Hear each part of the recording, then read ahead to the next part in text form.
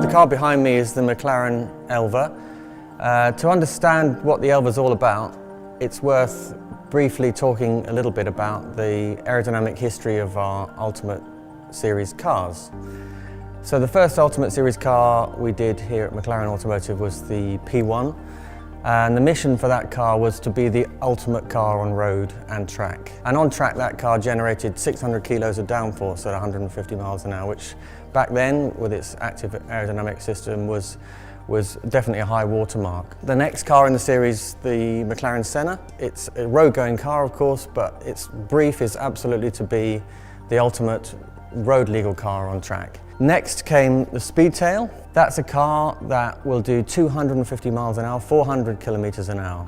That means achieving very, very efficient aerodynamics, which means low drag coefficient. The McLaren Elva, it's a car, the concept of which is just for the pure pleasure and exhilaration of driving. When we talk about pleasure and exhilaration, and exposure in this case, that meant stripping the car of absolutely everything, including the windscreen.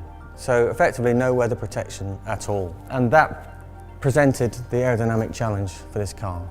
The idea for this car in terms of the aerodynamics was, with absolutely nothing between you and the wind coming at you, would it be possible to create a virtual canopy? And that was the challenge that we set ourselves. Inside here there's a giant hook-shaped duct. Air is channeled in the front of the car, which is the area where the highest pressure, obviously, as the car's pushing its way through the air. This air is all ducted and channeled through the center of the car and is turned through 120 degrees and actually exits the top surface in this direction. So it is fired out of here at very, very high velocity.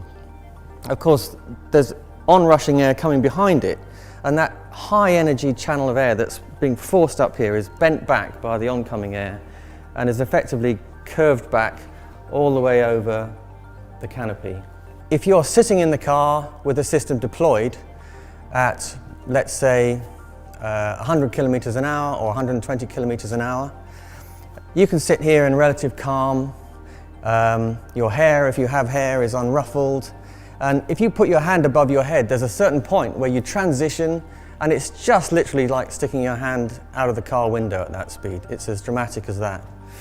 The system is actually boosted in terms of its performance by a gurney, which is here. This actually rises as a function of speed. When you start going faster and faster, the gurney rises. And the whole system can be switched off from inside the car. There's an internal flap that shuts the whole duct off.